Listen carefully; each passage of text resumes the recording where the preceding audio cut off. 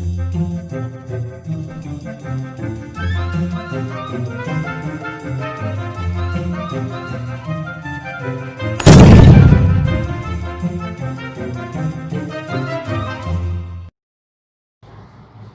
Students, this is Manish Pareek in front of you.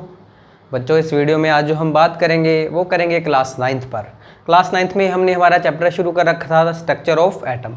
तो structure of atom में हमने basic बात कर ली थी, सब एटमिक पार्टिकल्स की बात कर ली थी, इलेक्ट्रॉन की बात कर ली थी, थोड़ी बहुत प्रोटॉन की भी बात कर ली थी, और हमने मॉडल पढ़े थे। हमने 2 मॉडल पढ़ लिए थे हमारे, एक तो जे थॉमसन मॉडल पढ़ लिया था और रदरफोर्ड मॉडल पढ़ लिया था। तो अब हम नेक्स्ट मॉडल स्टार्ट करेंगे हमारा जो था बोहर्स मॉडल। लेकिन उससे पहले मैं आपको फिर से एक बार याद करवा दूं क्या कि ड्रॉबैक्स ऑफ रदरफोर्ड मॉडल कि रदरफोर्ड मॉडल में ड्रॉबैक्स क्या थे, क्योंकि इन्हीं ड्रॉबैक्स के बेसिस पे हमारे पास बोहर मॉडल आया था। सबसे पहला तो क्या था, मैंने आपको बताया था कि रदरफोर्ड क्या नहीं एक्सप्लेन कर पाए थे, स्टेबिलिटी ऑफ एटम कि रदरफोर्ड ने बताया कि एक इलेक्ट्रॉन जो है वो न्यूक्लियस के अराउंड क्या करता है, रिवॉल्व करता है। तो उनसे पूछा गया भाई रिवॉल्व करता है तो इसकी एनर्जी लूज होकर ये न्यूक्लियस में क्यों नहीं गिर जाता, यानी कि एटम डिस्ट्रॉय क्यों नहीं हो जाता। तो इस चीज़ को वो एक्सप्लेन नहीं कर सके। सेकेंड चीज वो एक्सप्लेन जो नहीं कर सके वो क्या थी, लाइन स्पेक्ट्रम। ये भी मैं प्रीवियस क्लास में एक्सप्लेन कर चुका हूँ कि लाइन स्पेक्ट्रम या डिस्क्रीट स्पेक्ट्रम क्या होता है। ठीक है, अब जो हमारा नेक्स्ट मॉडल आया वो क्या था, हमारा बोहर्स मॉडल। क्या स्टेटमेंट दिए बोहर ने, क्या क्या इन्होंने चीजें बताई, क्या क्या कंक्लूजन दिए, वो हम समझेंगे। बोहर्स मॉडल क्या था, सबसे पहले बोहर ने क्या बताया, देखो रदरफोर्ड ने बताया कि भाई इलेक्ट्रॉन जो है वो न्यूक्लियस के अराउंड रिवॉल्व करते हैं। ठीक है, कहीं भी रिवॉल्व कर सकते हैं वो। ठीक है, जैसे मान लीजिए ये न्यूक्लियस है तो यहाँ भी होगा, यहाँ भी रिवॉल्व कर सकता है, यहाँ भी, बहुत सारे इस तरीके से उन्होंने बताया। बट बोहर ने क्या बताया कि भाई इलेक्ट्रॉन जो है वो न्यूक्लियस के अराउंड रिवॉल्व तो करेगा लेकिन फिक्स एनर्जी स्टेट्स के अंदर करेगा। यानी कि मान लीजिए ये न्यूक्लियस है, इसके अराउंड न्यूक्लियस मान लीजिए पहले यहां रिवॉल्व कर रहा है, और सेकंड जो आपका एनर्जी लेवल है वो यहां है, और थर्ड जो एनर्जी लेवल है वो यहां है। ठीक है, तो बोहर कह रहे हैं कि जो इलेक्ट्रॉन रिवॉल्व करेगा वो फिक्स एनर्जी लेवल्स में करेगा। क्या करेगा, electron revolve in fixed energy levels. These levels known as orbit और शेल। इन्होंने क्या कहा कि फिक्स एनर्जी लेवल्स। जैसे रदरफोर्ड तो क्या कह रहे थे, रदरफोर्ड कह रहे थे ये न्यूक्लियस है, इसके यहां भी इलेक्ट्रॉन हो सकते हैं, यहां भी इलेक्ट्रॉन हो सकते हैं, यहां भी, हर जगह इलेक्ट्रॉन होंगे। बट बोहर ने क्या कहा, भी हर जगह इलेक्ट्रॉन नहीं होंगे इसके अराउंड, फिक्स्ड एनर्जी स्टेट्स में इलेक्ट्रॉन होंगे। और फिक्स्ड एनर्जी स्टेट को क्या कहते हैं हम यहाँ, ऑर्बिट या शेल नाम दिया, किसने, बोहर ने। जैसे ये अब इस ऑर्बिट या शेल को डिनोट करते हैं स्मॉल एन से। जैसे ये हमारा पहला शेल है या पहला ऑर्बिट है, इसको हम कहते हैं n=1। ये सेकंड ऑर्बिट है, सेकंड शेल है, इसको हम कहते हैं n=2। ये जो हमारा थर्ड ऑर्बिट है इसको कहते हैं n=3। First shell, second shell, third shell. इन शेल्स को इन्होंने नाम भी दिया कि जो हमारा फर्स्ट शेल है n=1, इसको नाम दे दिया k शेल, सेकंड है इसको नाम दे दिया l शेल, और थर्ड है इसको नाम दे दिया m शेल। ऐसे फोर्थ हो जाएगा उसको n। तो मैं यहां लिख रहा हूं, जो हमारा फर्स्ट शेल है n=1, फिर है n=2, सेकंड शेल या second orbit n=3, n=4, fourth shell या फोर्थ ऑर्बिट। तो पहले को नाम हमने क्या दिया, k, सेकंड को नाम हमने दिया l, थर्ड को नाम दिया हमने m, फोर्थ को नाम दिया है n। इस तरीके से इन्होंने शेल के नाम दे दिए। ठीक है, पहला तो ये बात। सेकंड उन्होंने क्या कहा, सेकंड उन्होंने कहा कि भाई ये जो इलेक्ट्रॉन रिवॉल्व करेंगे, जो इलेक्ट्रॉन रिवॉल्व कर रहा है, मान लीजिए कोई इस शेल में, फर्स्ट शेल में इलेक्ट्रॉन रिवॉल्व कर रहा है, तो वो कंटिन्यूसली इसी शेल पर, इसी पाथ पर क्या करता रहेगा, रिवॉल्व करता रहेगा।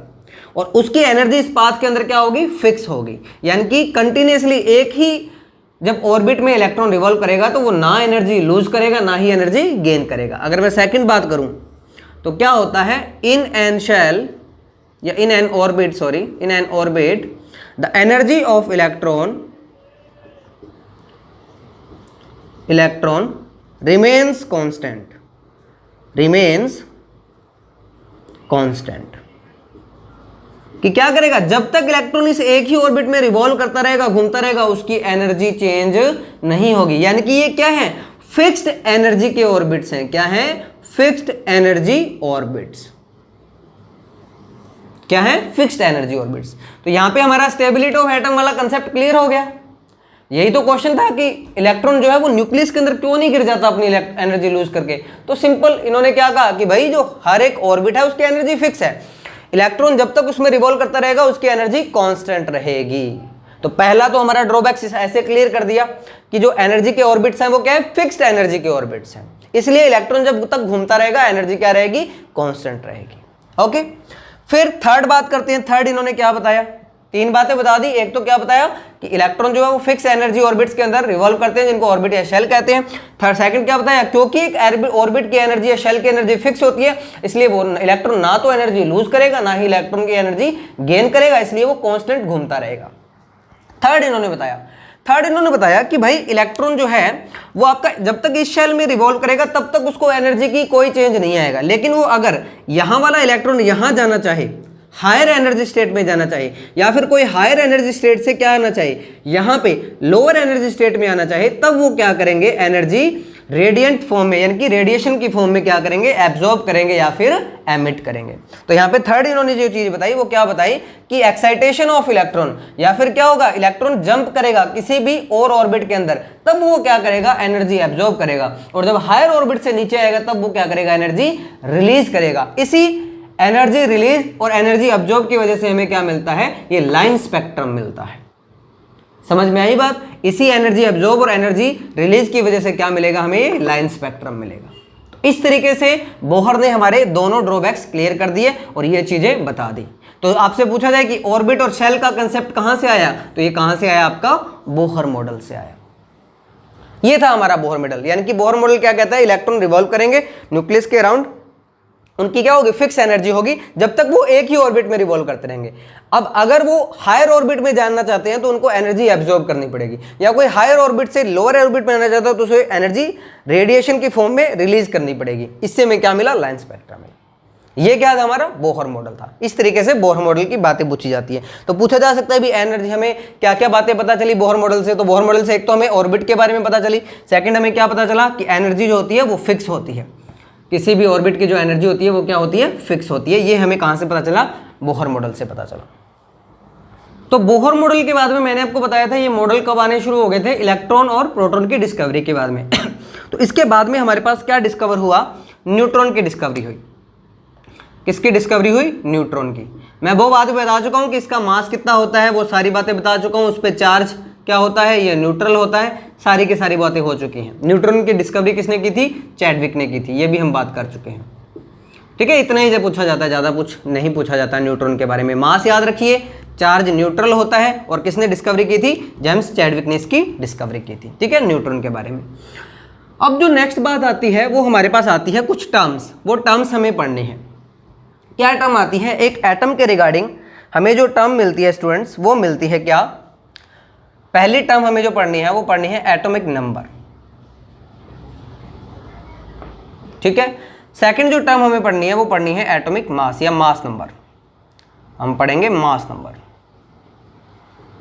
ठीक है, सॉरी। तो सबसे पहले स्टार्ट करते हैं एटॉमिक नंबर, कि एटॉमिक नंबर क्या होता है। तो एटॉमिक नंबर मैंने आपको पहले भी बताया था कि एटॉमिक नंबर क्या होता है, the total number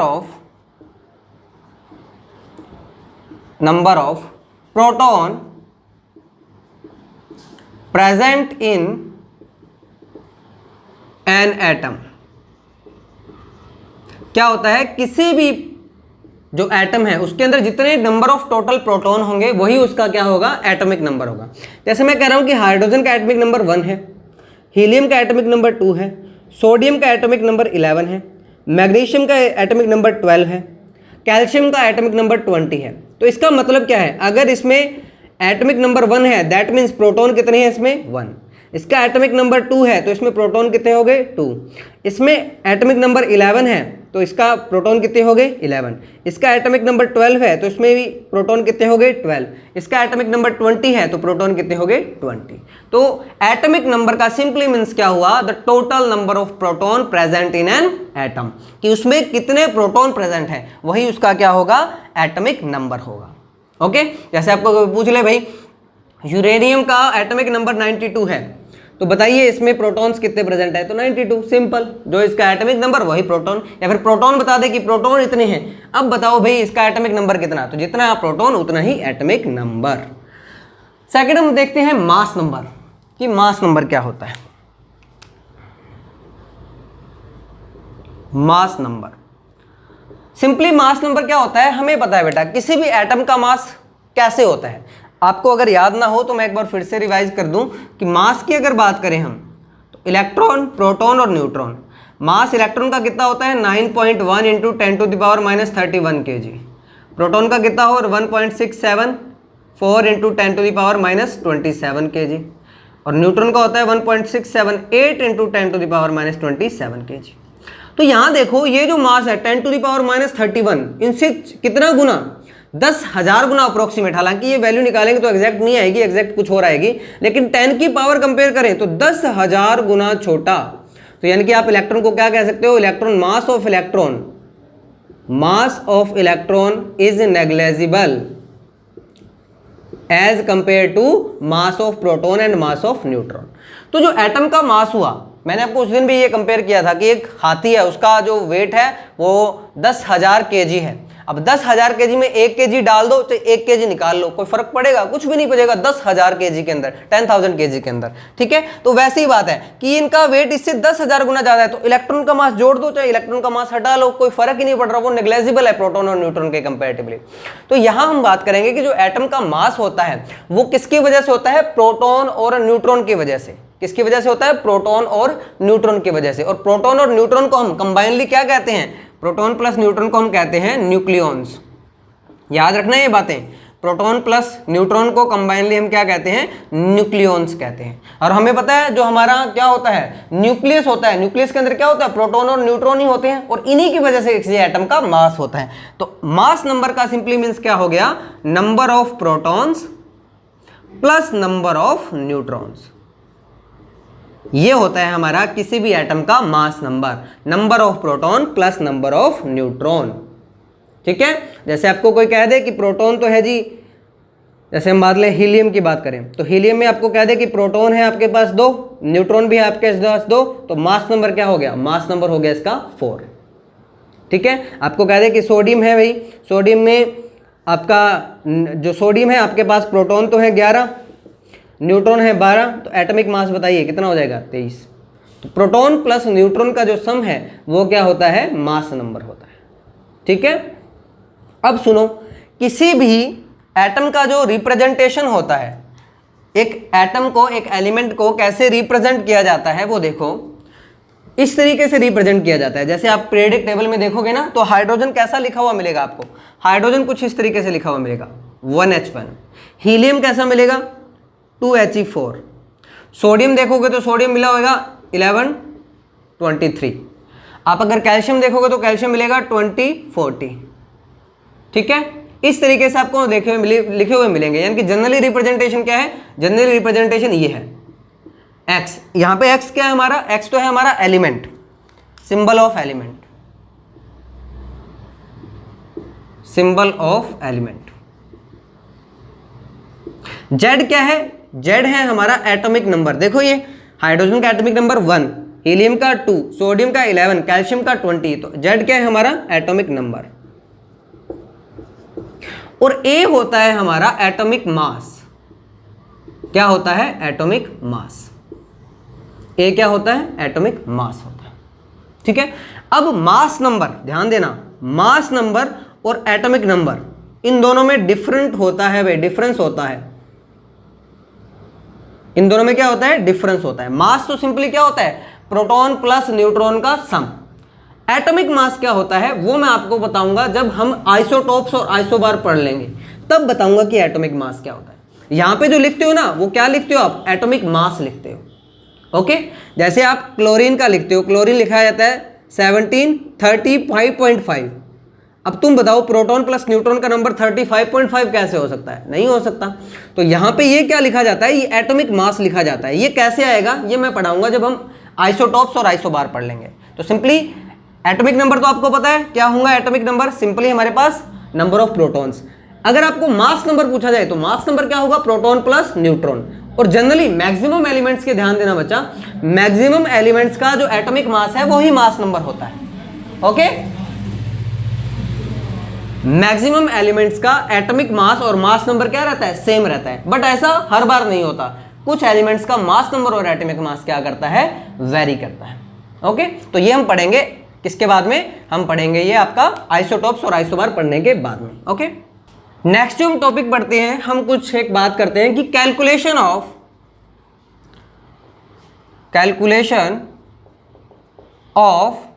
number of electrons, protons and neutrons in an atom. कि कैसे कैलकुलेट करेंगे इलेक्ट्रॉन कितने हैं, प्रोटॉन कितने हैं और न्यूट्रॉन कितने हैं। जैसे मैं एग्जांपल लिखता हूं, यहां लिख रहा हूं एग्जांपल में, हीलियम 2He4, इसमें हमें बताने हैं। सोडियम 1123, इसमें हमें इलेक्ट्रॉन, प्रोटॉन और सब बताने हैं, न्यूट्रॉन बताने हैं। कैल्शियम 2040, इसमें हमें बताना है।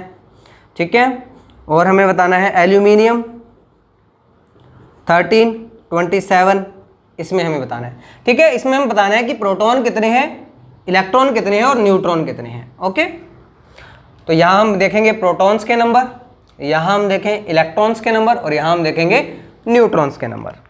तो प्रोटॉन्स के नंबर तो मैंने आपको बताया है, सिंपली जो एटॉमिक नंबर है वही क्या होगा? Number of proton. तो इसमें एटॉमिक नंबर कितना है? 2, तो नंबर ऑफ प्रोटॉन 2।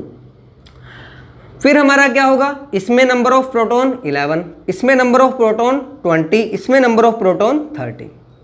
अब इलेक्ट्रॉन देखने हैं, तो देखो इन एटम्स पे कोई चार्ज है क्या? कोई चार्ज नहीं है, पॉजिटिव नेगेटिव कुछ नहीं लिखा हुआ, यानी कि ये क्या है? न्यूट्रल एटम्स है। अब न्यूट्रल एटम्स कब हो सकते हैं? जब पॉजिटिव और नेगेटिव जो आपके चार्ज हैं वो क्या हो? बैलेंस हो। जितना पॉजिटिव चार्ज हो उतना ही क्या हो? नेगेटिव चार्ज हो। तो न्यूट्रल एटम में क्या होता है? जितने प्रोटॉन्स है उतने ही क्या होंगे? न्यूट्रॉन्स होंगे। तो यहाँ पे प्रोटॉन्स 2 है, तो सॉरी इलेक्ट्रॉन्स उतने ही होंगे। प्रोटॉन्स 2 हैं तो इलेक्ट्रॉन भी कितने होंगे? 2।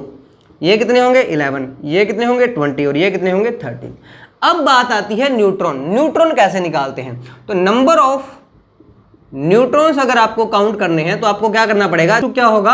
A माइनस जेड, कि हमारा जो एटॉमिक मास है उसमें से क्या घटा देंगे? अगर जेड घटा देंगे तो नंबर ऑफ क्या आ जाएंगे हमारे पास? न्यूट्रॉन्स आ जाएंगे। तो देखो इसमें न्यूट्रॉन्स निकालनी है हमें, पहले वाले में हीलियम में। तो A कितना है? 4 - 2, तो कितने न्यूट्रॉन्स हो गए? 2 न्यूट्रॉन्स। यहाँ देखो 23 - 11, कितने न्यूट्रॉन्स हो गए? 12 न्यूट्रॉन्स हो गए। यहाँ पे 40 - 20, कितने न्यूट्रॉन्स हो गए? 20 न्यूट्रॉन्स। यहाँ देखो, इसको नीचे लिखो, यहाँ 23 - 11 12, 40 - 20 20, और यहाँ पे क्या हो जाएगा? 27 - 13 40। इस तरीके से क्या होंगे? आप न्यूट्रॉन, प्रोटॉन और इलेक्ट्रॉन काउंट कर सकते हो।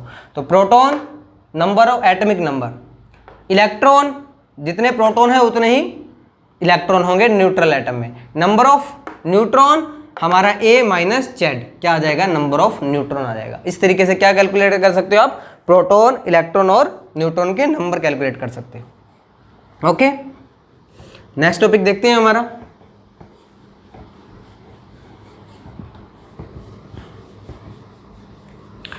नेक्स्ट अगर एक बात करूं मैं आपको कि distribution of electrons in orbit, next topic है हमारा distribution of electrons in an orbit. कि ऑर्बिट के अंदर हमने अभी पढ़े K, L, M, N, ये हमारे ऑर्बिट होते हैं या इसको शेल्स भी बोलते हैं। इनमें इलेक्ट्रॉन का डिस्ट्रीब्यूशन कैसे होता है? जैसे मैंने आपको अभी बताया कि सोडियम है 11, तो इसमें 11 इलेक्ट्रॉन फिल करने हैं, लेकिन ये इलेक्ट्रॉन फिल कैसे होंगे?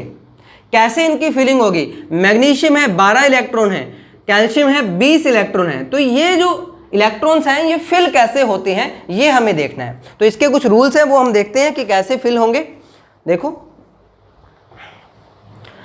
कोई भी शेल है कोई भी शेल है उसकी मैक्सिमम इलेक्ट्रॉन कैपेसिटी कितनी होती है। देखो शेल हमें पता है क्या होंगे, n=1, n=2, n=3।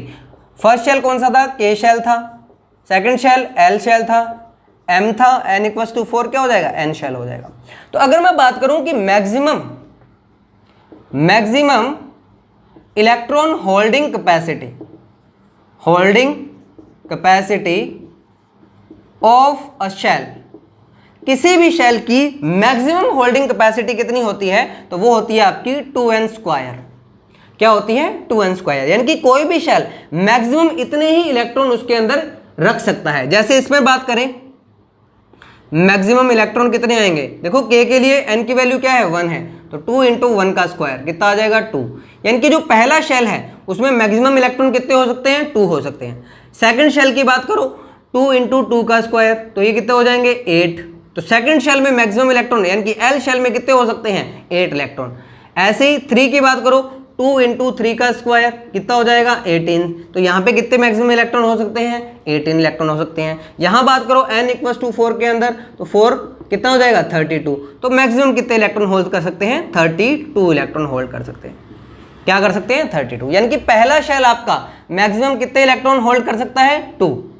Second shell आपका मैक्सिमम कितने इलेक्ट्रॉन होल्ड कर सकता है, 8। थर्ड शेल आपका मैक्सिमम कितने इलेक्ट्रॉन होल्ड कर सकता है, 18। फोर्थ शेल आपका 32। यानी कि बात करूं मैं, जैसे ये पहला शेल है, इसमें आप 2 ही इलेक्ट्रॉन मैक्सिमम भर सकते हो। ये सेकंड शेल है, इसमें आप मैक्सिमम 8 ही इलेक्ट्रॉन भर सकते हो, 9वां इलेक्ट्रॉन इसमें फिल नहीं होगा। तीसरा शेल है, मैक्सिमम 18 ही इलेक्ट्रॉन फिल कर सकते हो, इसमें 19वां इलेक्ट्रॉन फिल नहीं होगा। ऐसे फोर्थ शेल में कितने, 32। तो ये क्या होती है, मैक्सिमम इलेक्ट्रॉन होल्डिंग कैपेसिटी होती है कि मैक्सिमम इतने बियर कर सकते हो। बट होता क्या है, कोई भी जो इलेक्ट्रॉन है, कोई भी जो शेल है, आउटर मोस्ट शेल, वो क्या करता है, 8 इलेक्ट्रॉन ही मैक्सिमम अपने पास होल्ड रखता है। क्यों होल्ड रखता है, क्योंकि ये जो 8 इलेक्ट्रॉन है ये उसको क्या देते हैं, स्टेबिलिटी देते हैं। क्या देते हैं, स्टेबिलिटी देते हैं। ध्यान रखना, कोई भी रख तो इतने सकते हैं मैक्सिमम, लेकिन रखते कितने हैं, 8 ही इलेक्ट्रॉन मैक्सिमम रखते हैं। जैसे पहले वाले में तो 2 है, तो ऑब्वियसली ये तो 2 ही रखेगा। सेकंड वाले में 8 है, तो ये मैक्सिमम 8 ही रखेगा। लेकिन थर्ड वाले की कैपेसिटी कितनी है, 18, लेकिन ये रखता कितना है, 8 ही रखता है। क्यों, क्योंकि 8 इलेक्ट्रॉन से इनको क्या मिलती है, स्टेबिलिटी मिलती है। कैसे मिलती है वो हम देखते हैं कि हमारे पास एक रूल आता है, कौन सा, ऑक्टेट रूल। क्या होता है, ऑक्टेट रूल। समझना क्या होता है octet rule. Octet rule, octet rule क्या कहता है कि किसी भी एटम का जो आउटर मोस्ट शेल है, outermost shell of an atom attain maximum 8 electrons in that shell, या try to attain 8 electron in that shell. इसे हम क्या कहते हैं, ऑक्टेट रूल कहते हैं। क्या कहते हैं, ऑक्टेट रूल। कि कोई भी आपका एटम है वो अपने आउटर मोस्ट शेल में कितने इलेक्ट्रॉन रखने की कोशिश करता है, 8 इलेक्ट्रॉन रखने की कोशिश करता है। तो उसके अंदर मैक्सिमम कितने इलेक्ट्रॉन आ सकते हैं, 8 ही इलेक्ट्रॉन आ सकते हैं। इसको आप क्या कहते हो, ऑक्टेट रूल कहते हो। ठीक है, अब ये 2 चीजें पढ़ ली, एक तो मैक्सिमम होल्डिंग कैपेसिटी, एक ऑक्टेट रूल। इसके अकॉर्डिंग हम इलेक्ट्रॉन का डिस्ट्रीब्यूशन पढ़ते हैं कि इलेक्ट्रॉन का डिस्ट्रीब्यूशन कैसे होगा। जैसे बात करूं मैं हाइड्रोजन की, 1s1, तो ये क्या है, देखो इसमें तो सिर्फ एक ही शेल होगा, ये न्यूक्लियस, ये इसका पहला शेल। पहले शेल में कितने इलेक्ट्रॉन भर दिए, 2, 1 इलेक्ट्रॉन भर दिया। फिर हम बात करते हैं हीलियम। हीलियम का क्या है, 2He4, तो कितने इलेक्ट्रॉन भरने हैं, 2 इलेक्ट्रॉन भरने हैं। तो कैसे होगा, ये न्यूक्लियस है आपका, ये पहला शेल। पहले शेल में कितने इलेक्ट्रॉन आ सकते थे मैक्सिमम, आपने देखा 2n² से 2 इलेक्ट्रॉन, ये 2 इलेक्ट्रॉन भर दिए। फिर देखा आपने लिथियम, Li+, Li3, ठीक है। अब Li3 के अंदर, लिथियम के अंदर कितने इलेक्ट्रॉन फिल करने हैं, 3 इलेक्ट्रॉन फिल करने हैं। तो ये अपने न्यूक्लियस बनाया, ये अपने पहला शेल, पहले शेल में मैक्सिमम 2 ही इलेक्ट्रॉन आ सकते हैं, तो 2 ही इलेक्ट्रॉन भर दिए।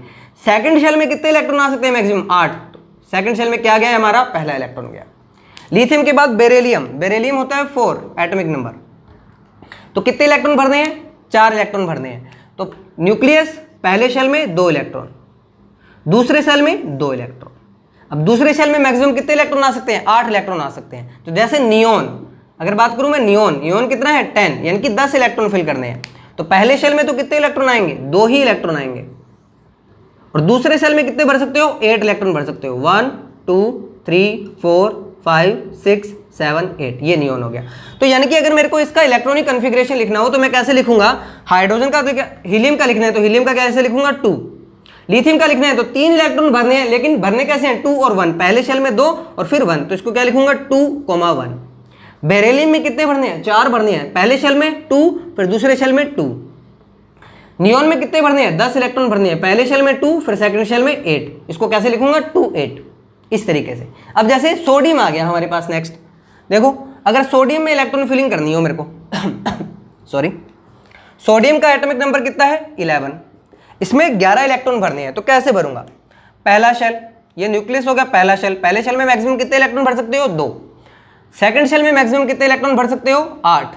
2 3 4 5 6 7 8, 8 और 2 10 पूरे हो गए। थर्ड शेल में कितना इलेक्ट्रॉन आएगा? 1 इलेक्ट्रॉन आएगा। तो 11 को मैं कैसे लिखूंगा? इलेक्ट्रॉनिक कन्फिग्रेशन, इलेक्ट्रॉन डिस्ट्रीब्यूशन कैसे लिखूंगा? 2 8 1, ये इसका इलेक्ट्रॉनिक डिस्ट्रीब्यूशन है। ओके, ये इसका क्या हो जाएगा? इलेक्ट्रॉनिक डिस्ट्रीब्यूशन हो जाएगा। जैसे देखो कैल्शियम की बात करूं मैं, कैल्शियम का एटॉमिक नंबर कितना होता है? 20 होता है, दिख रहा है ना? हाँ, कैल्शियम का एटॉमिक नंबर कितना होता है? 20 होता है। तो इसमें 20 इलेक्ट्रॉन फिल करने हैं मेरे को। अब 20 इलेक्ट्रॉन पहले में 2 भरे जा सकते हैं, सेकंड में 8 भरे जा सकते हैं, ठीक है, 8 और 2 10, और थर्ड में क्या भरे जा सकते हैं? 10 भरे जा सकते हैं, क्योंकि मैंने आपको कहा था थर्ड शेल जो होता है यानी n=3 की मैक्सिमम कैपेसिटी कितनी होती है? 18। 18 तो ये ले सकता है, बट ये 18 क्या होते हैं? अनस्टेबल होते हैं। तो मैंने आपको बताया था ऑक्टेट रूल के अकॉर्डिंग जो आउटर मोस्ट शेल है उसके अंदर कितने मैक्सिमम इलेक्ट्रॉन गेन करता है? ये 8 ही इलेक्ट्रॉन गेन करता है। तो इसके अंदर क्या होगा? 8, और बाकी 2 अगले शेल में चले जाएंगे। तो 20 को कैसे लिखेंगे? 2 8 8 2, यानी कि फर्स्ट शेल में देखो बनाते हैं हम, ये फर्स्ट शेल में कितने इलेक्ट्रॉन? 2। सेकंड शेल में कितने इलेक्ट्रॉन? 8, 1 2 3 4 5 6 7 8। थर्ड शेल में कितने इलेक्ट्रॉन? 8, 1 2 3 4 5 6 7 8। फोर्थ शेल में कितने इलेक्ट्रॉन? 2 1 2। इस तरीके से क्या होता है? इलेक्ट्रॉन का क्या होता है स्टूडेंट्स? डिस्ट्रीब्यूशन होता है। ठीक है, इस तरीके से हम इसका इलेक्ट्रॉनिक कॉन्फ़िगरेशन लिखते हैं। ओके, तो मैं आपको 20 एलिमेंट बता रहा हूं शुरुआत के, वो 20 एलिमेंट आपको याद करने हैं उसी सीक्वेंस में जिस सीक्वेंस में मैं बता रहा हूं, और उन सब का आप इसी तरीके से इलेक्ट्रॉनिक कॉन्फ़िगरेशन लिख के देखेंगे। ऐसे ही आप एटॉमिक उसका जो मॉडल है वो बना के देखेंगे। तो कौन कौन से एटम है हमारे पास? पहला है hydrogen, helium, lithium, beryllium, boron, carbon, nitrogen, oxygen, fluorine और नियोन, ये 10। और यहाँ से 11 sodium, magnesium, aluminium, silicon, phosphorus, sulphur, chlorine, argon, potassium, calcium. इसका एटॉमिक नंबर 1 2 3 4 5 6 7 8 9 10 11 12 13 14 15 16 17 18 19 20। ये 20 एलिमेंट्स आपको इसी सीक्वेंस में याद होने चाहिए। Hydrogen, helium, lithium, beryllium, boron, carbon, nitrogen, oxygen, fluorine, neon, sodium, magnesium, aluminium, silicon, phosphorus, sulphur, chlorine, argon, potassium, calcium. 20 क्या है? कैल्शियम। देखो मैंने जो याद किए थे ना छोटी क्लास के अंदर अपने, तो मैंने तो इनको ना फर्स्ट अल्फाबेट से याद किया था। मैंने कैसे याद किया था?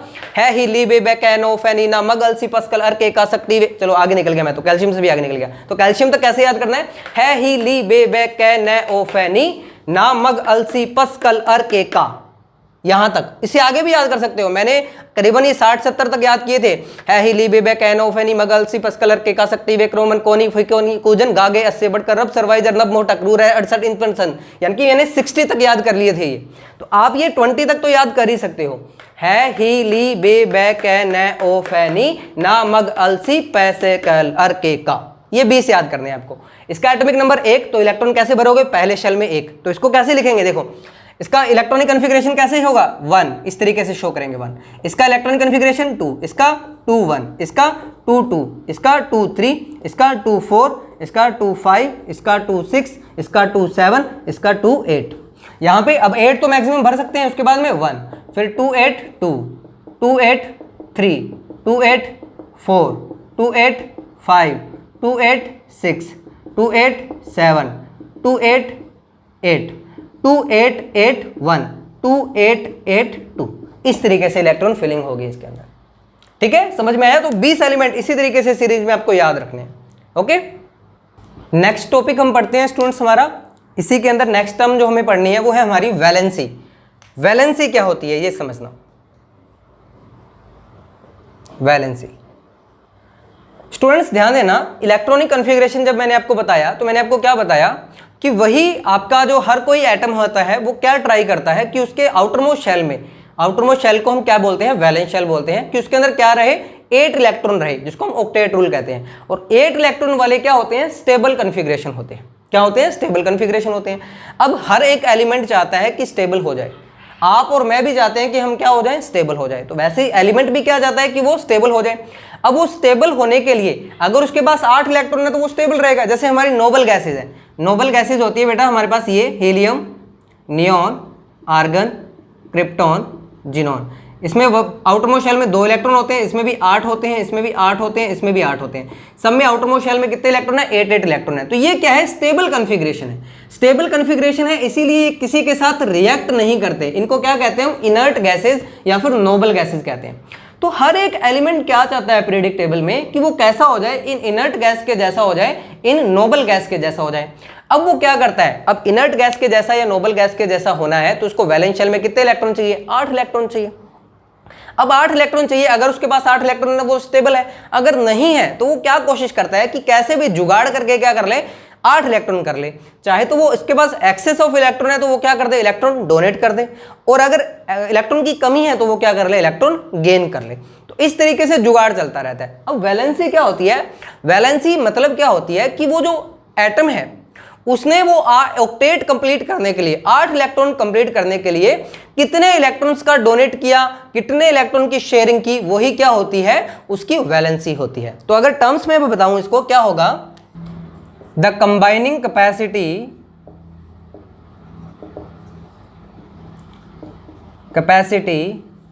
Of an atom to the other atoms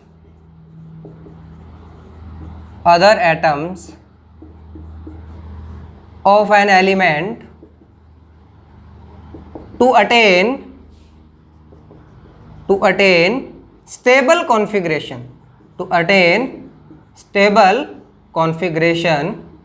कौन सा था, 8 इलेक्ट्रॉन। ठीक है, टू अटेन स्टेबल कॉन्फ़िगरेशन। तो क्या हो गया, the combining capacity of an atom to the other atoms of an element to attain stable configuration. क्या हो गया कि किसी भी एटम की कंबाइनिंग कैपेसिटी कि वो किस तरीके से कंबाइन कर पा रहा है, कितने इलेक्ट्रॉन डोनेट कर पा रहा है, कितने इलेक्ट्रॉन गेन कर पा रहा है, कितने इलेक्ट्रॉन की शेयरिंग कर पा रहा है, ये सब क्या हो जाएगी, उसकी वैलेंसी हो जाएगी। यानी कि वो कितने इलेक्ट्रॉन का उथल पुथल कर रहा है, अल्ट पल्ट कर रहा है स्टेबल होने के लिए, उसको हम क्या कहेंगे, उसकी वैलेंसी कहेंगे। देखो जैसे मैं बात करता हूं, हाइड्रोजन से स्टार्ट करते हैं। हमें पता है हाइड्रोजन के पास कितने इलेक्ट्रॉन है, 1 इलेक्ट्रॉन है। और हाइड्रोजन का शेल कौन सा है, फर्स्ट शेल है, हाइड्रोजन के पास एक ही तो शेल है। और एक शेल में, पहले शेल में कितने मैक्सिमम इलेक्ट्रॉन आ सकते थे, हमने देखा था 2n की स्क्वायर करके, 2 × 1 की स्क्वायर। पहले शेल में कितने इलेक्ट्रॉन आ सकते थे, 2। तो अब इसके पास 1 इलेक्ट्रॉन तो है, इसको स्टेबल होने के लिए कितने इलेक्ट्रॉन चाहिए, जो पहले हमारे हाइड्रोजन है, हीलियम है ना, बस ये ऑक्टेट की बजाय ड्यूप्लेट को फॉलो करते हैं, यानी कि इनको 2 इलेक्ट्रॉन चाहिए, बाकी सबको 8 चाहिए। हाइड्रोजन और हीलियम को कितने चाहिए, 2, और बाकी सबको कितने चाहिए, 8।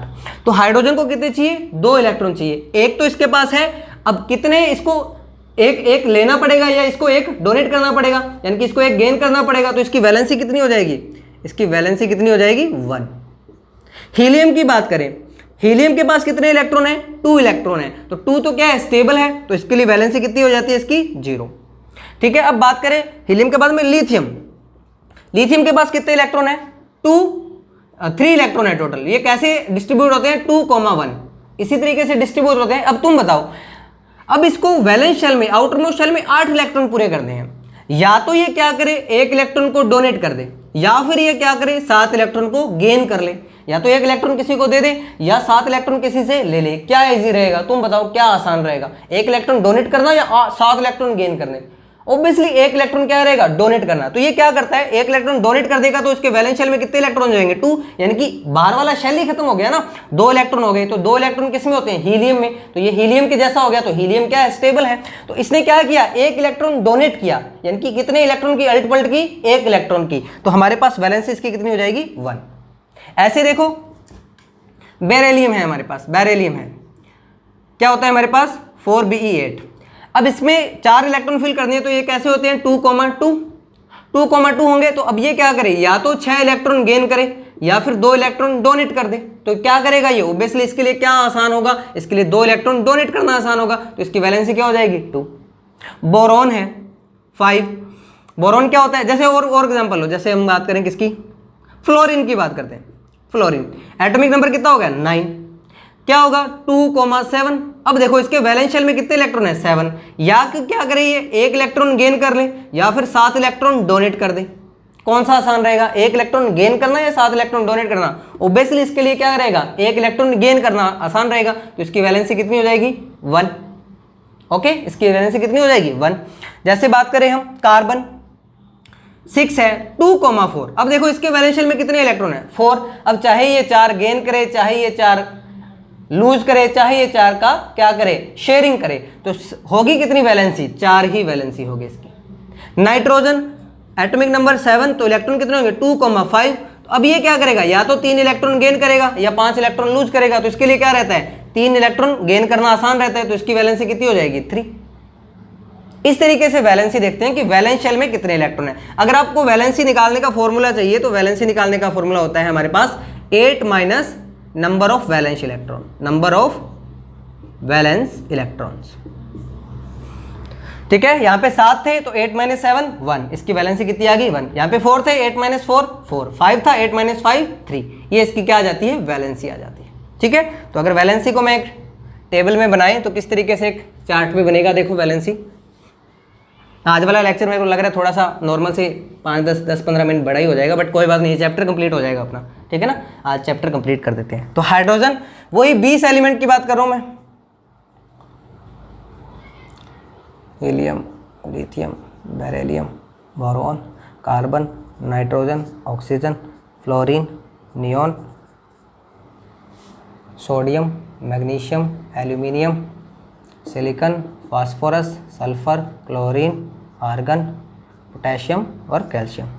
ठीक है, अब इसकी वैलेंसी की अगर बात करें तो इसकी वैलेंसी 1, इसकी वैलेंसी 0, इसकी वैलेंसी 1, इसकी वैलेंसी 2, बोरॉन की वैलेंसी 3, कार्बन की वैलेंसी 4, नाइट्रोजन की वैलेंसी 5। अब ऑक्सीजन देखो, ऑक्सीजन का 6 था तो 2,6। अब 6 इलेक्ट्रॉन में से क्या करेगा ये, सॉरी यहाँ पे 3 आएगा ना, 5 कैसे आएगा, 3, 2,6। तो 6 या तो 6 इलेक्ट्रॉन डोनेट कर दे या 2 इलेक्ट्रॉन गेन कर ले, तो क्या करेगा, 2 इलेक्ट्रॉन गेन करेगा।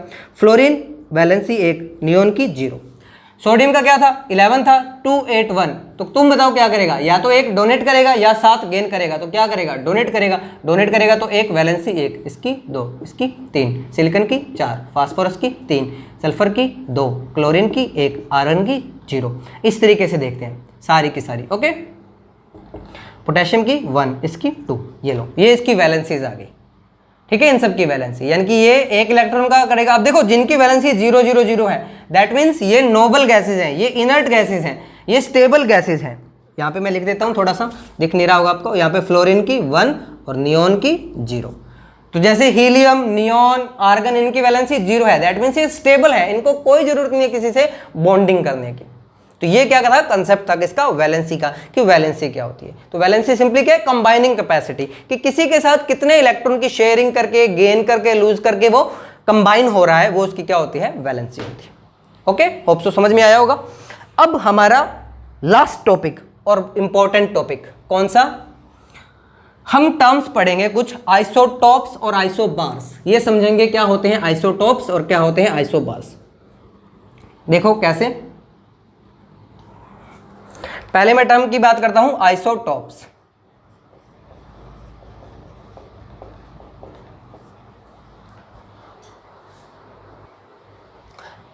डेफिनेशन क्या होगी आइसोटॉप्स की, atoms of the same element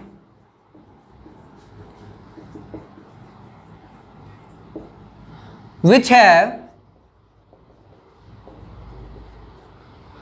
which have same atomic number but different mass number known as isotopes, known as isotopes। क्या हो गया? एलिमेंट्स के एटम जिनके एटॉमिक नंबर तो सेम होंगे बट मास नंबर क्या हो जाएंगे? डिफरेंट हो जाएंगे, उन्हें हम क्या कहते हैं? आइसोटोप्स कहते हैं। जैसे देखो हाइड्रोजन के 3 आइसोटोप होते हैं, 1H1, 1H2, 1H3। देखो एटॉमिक नंबर 1 1 1 तीनों हाइड्रोजन ही है बट मास नंबर एक का 1 है, एक का 2 और एक का क्या है? 3 है। तो ये तीनों क्या हो गए? These are the isotopes of hydrogen, these are the isotopes of hydrogen. अब इनके अलग अलग नाम होते हैं। हाइड्रोजन, ये जो पहला है इसको तो हम हाइड्रोजन ही कहते हैं। ये जो 1H2 है इसको हम कहते हैं ड्यूटेरियम, और ये जो 3 है 1H3 है इसको हम कहते हैं ट्राइटियम।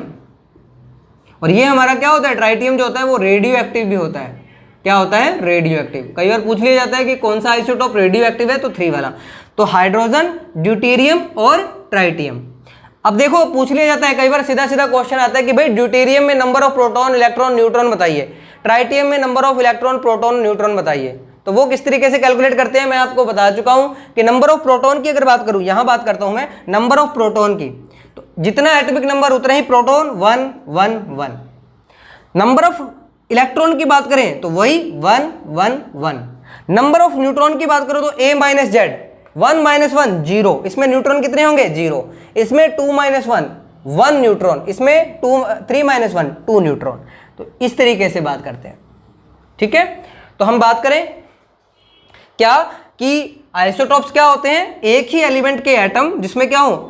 एटॉमिक नंबर सेम हो बट एटॉमिक मास क्या हो? डिफरेंट डिफरेंट हो, उनको क्या कहते हैं? आइसोटोप्स कहते हैं। हाइड्रोजन के 3 आइसोटोप होते हैं, हाइड्रोजन, ड्यूटेरियम और ट्राइटियम। ठीक है, अब देखो और इसका एग्जांपल और होता है क्लोरीन। क्लोरीन के भी क्या होते हैं? क्लोरीन के भी हमारे पास 2 आइसोटोप्स होते हैं। कौन कौन से आइसोटोप होते हैं? 2 क्लोरीन के। क्लोरीन के हमारे पास होते हैं क्लोरीन 17 35 और क्लोरीन 17 37। ये 2 हमारे पास आइसोटोप्स होते हैं, आइसोटोप्स ऑफ क्लोरीन। क्या है ये? Isotopes of chlorine. ठीक है, ओके। अब हम बात करें, मैंने आपको बताया था कि मैं जब आइसोटोप आइसोबार पढ़ाऊंगा तब आपको बताऊंगा कि एटॉमिक मास और मास नंबर में क्या फर्क होता है। Atomic mass. अब मैं बात करूं कि भाई देखो क्लोरीन का यहाँ पे एटॉमिक मास कितना लिख रखा है? 35 मास नंबर, यहाँ पे मास नंबर कितना लिखा है? 37। तो एटॉमिक मास क्या होगा भाई? क्लोरीन का एटॉमिक मास क्या लिखोगे? 35 लिखोगे, 37 लिखोगे, क्योंकि आइसोटोप्स तो दोनों फॉर्म पे प्रेजेंट है। क्लोरीन 35 भी प्रेजेंट होता है, क्लोरीन 37 भी प्रेजेंट होता है। अगर मैं आपसे पूछ लूं कि क्लोरीन का एटॉमिक मास कितना, तो क्या बताओगे? क्योंकि ये तो मास नंबर है ना, इस एटम का 35 है, इस एटम का 37 है। तो अब समझना, मैंने आपको बताया था कि एटॉमिक मास और मास नंबर में मैं आपको डिफरेंस बताऊंगा जब मैं आइसोटोप पढ़ाऊंगा। तो मास नंबर तो सिंपली क्या हो गया? प्रोटॉन प्लस न्यूट्रॉन के नंबर, वो क्या हो गए? Mass number. लेकिन एटॉमिक मास क्या होता है? एटॉमिक मास होता है एवरेज ऑफ मास नंबर। क्या होता है? Average of mass number. Average of mass number का मीन्स क्या हो गया कि हमें देखना है कि जो अब ये दोनों जो हैं आइसोटोप्स दोनों नेचर में प्रेजेंट होंगे, नेचर में प्रेजेंट होंगे। ये जो क्लोरीन है ये आपका ज़्यादातर जो नेचर में प्रेजेंट क्लोरीन है 75% क्लोरीन ये होता है और 25% क्लोरीन ये होता है। तो इन दोनों का जो एवरेज होगा वही हमारा क्या होगा? एटॉमिक मास होगा। जैसे देखो इसका हमें एवरेज निकालना है तो 35% है ये, इंटू 35/100, 75 इंटू 3500 प्लस ये कितना है? 25% है, 25 इंटू एटॉमिक नंबर 37/100। इसको जब सॉल्व करोगे तो आपके पास आएगा 35.5। आंसर कितना आएगा? 35.5। तो जब आप पीरियडिक टेबल में देखोगे ना तो पीरियडिक टेबल में क्लोरीन पे ऐसे लिखा होगा क्लोरीन 17 35.5। तो ये क्या लिखा हुआ है? इसका एवरेज एटॉमिक मास लिखा हुआ है। क्या लिखा हुआ है? एवरेज एटॉमिक मास लिखा हुआ है। ठीक है, तो मास नंबर और एटॉमिक मास में डिफरेंस पता चल जाए। मास नंबर क्या है? प्रोटॉन प्लस न्यूट्रॉन के नंबर। एटॉमिक मास जो लिखा होता है वो क्या होता है? एवरेज एटॉमिक मास, यानी कि जो आइसोटोपिक फॉर्म्स है उनका क्या हो? एवरेज हो। तो ये क्या हो गया हमारा? आइसोटोप्स। अब नेक्स्ट देखो, नेक्स्ट हमारी क्या टर्म होगी? नेक्स्ट पढ़ते हैं हमारा आइसोबार्स। कि आइसोबार्स क्या होते हैं? ये तो आइसोटोप्स पढ़े हमने, अब पढ़ते हैं आइसोबार्स। आइसोबार्स क्या होंगे? atoms of different elements, atoms of different elements having same mass number but different atomic number, same mass number but different atomic number, known as isobars, known as isobar। क्या होगा? ऐसे atoms जिनके atomic number different होंगे but atomic mass क्या होगा? Same होगा, उन्हें हम क्या कहेंगे? आइसोबार्स कहेंगे। जैसे एग्जांपल देखो, ये हमारे पास है 14 और ये हमारे पास है नाइट्रोजन 714। अब इनमें देखो, इनके एटॉमिक नंबर तो क्या है? डिफरेंट है, बट मास नंबर क्या आ गए? इनके सेम आ गए, तो इनको हम क्या कहेंगे? These are the isobars. ये क्या है? आइसोबार्स है। ठीक है। और एग्जांपल अगर हम बात करें, पोटेशियम 90 40, कैल्शियम 20 40, ये भी क्या है? देखो, इसका एटॉमिक नंबर 19, इसका एटॉमिक नंबर 20, बट इनके मास नंबर 40 40, तो ये भी क्या है? आइसोबार्स है। ये भी क्या है? आइसोबार्स हैं। तो सिंपली आइसोबार्स क्या हो गए? जिनके एटॉमिक नंबर डिफरेंट है बट एटॉमिक मास जो है, जो मास नंबर है वो क्या है? सेम है, उनको हम क्या कहते हैं? आइसोबार्स कहते हैं। ठीक है। अब इनमें आपको कोई पूछ ले भी नंबर ऑफ प्रोटॉन, इलेक्ट्रॉन और न्यूट्रॉन बताओ भाई, तो चलो देखते हैं इसके अंदर प्रोटॉन कितने हैं। प्रोटॉन कितने हैं इसके अंदर? जो इसका एटॉमिक नंबर है वो प्रोटॉन है। इलेक्ट्रॉन कितने हैं? तो न्यूट्रल एटम है, तो जितने प्रोटॉन है उतने ही क्या होंगे? इलेक्ट्रॉन होंगे। न्यूट्रॉन पूछ ले तो A माइनस जेड, 14 माइनस 6 कितने हो गए? 8। यहाँ देखो न्यूट्रॉन में, यहाँ पे सॉरी नाइट्रोजन में प्रोटॉन कितने हो गए? 7। इलेक्ट्रॉन कितने हो गए? 7। और न्यूट्रॉन कितने हो गए? 14 माइनस 7। इधर आओ, पोटेशियम में प्रोटॉन कितने होंगे? जो इसका एटॉमिक नंबर है 19। इलेक्ट्रॉन कितने होंगे? न्यूट्रल एटम है तो जितने प्रोटॉन उतने ही इलेक्ट्रॉन। न्यूट्रॉन कितने होंगे? 14 माइनस 19 21। यहाँ पे क्या होगा? प्रोटॉन कितने हो गए? 20, इलेक्ट्रॉन कितने हो गए? 20, और न्यूट्रॉन भी कितने हो जाएंगे? 20। तो इस तरीके से क्वेश्चन आते हैं प्रोटॉन, इलेक्ट्रॉन और न्यूट्रॉन के नंबर पर। तो ये सारी हमने टर्म्स पढ़ ली, आइसोबार, जो टॉप्स जैसे proton, electron, neutron, valency, octet rule, है ना, बोहर मॉडल, ये सारी चीजें हमने पढ़ ली और इसी के साथ हमारा ये चैप्टर होता है कंप्लीट। होप सो स्टूडेंट्स आपको ये समझ में आया होगा। और मैं फिर कह रहा हूँ आप एनसीईआरटी के क्वेश्चन जरूर प्रैक्टिस करें, साथ साथ कोई डाउट आए तो पूछ लें। बाकी ये हमारा चैप्टर होता है कंप्लीट। अगर आपको ये वीडियो पसंद आई है तो प्लीज़ लाइक कीजिए, शेयर कीजिए, सब्सक्राइब कीजिए और प्लीज़ स्टूडेंट्स अपने फ्रेंड्स के साथ में शेयर जरूर करें मेरी वीडियोज़ अगर आपको अच्छी लगी हो तो। Thank you so much.